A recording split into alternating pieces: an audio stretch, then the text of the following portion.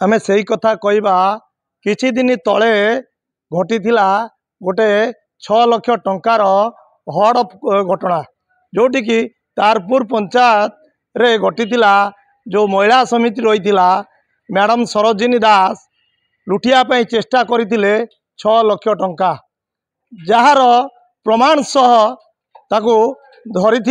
काबू करते तारपुर एसएचजी महिला किंतु गोटे कथा रहा जे मैडम को ना रे अभियोग उपरे अभियोग है किंतु जो तदंत अधिकारी माने जो जिलापाल निवेदन करागला तापर तदंत है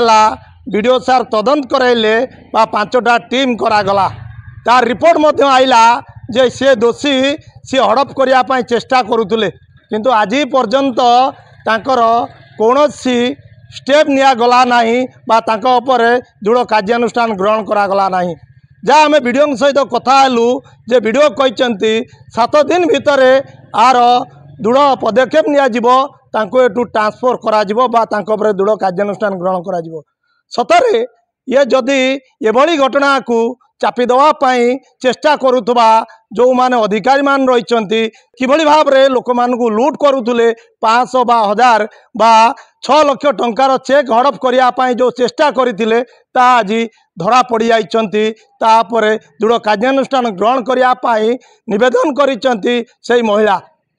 किंतु रिपोर्ट दिगला जे रिपोर्ट रे दोषी दर्शागला किंतु आज पर्यंत कहीं सरोजिनी ऊपर कार्यानुष्ठान ग्रहण करागला नहीं ना का छत्र छाया तले मैडम रही कि ना बड़ बड़िया बाबू माने छत्र छाया तले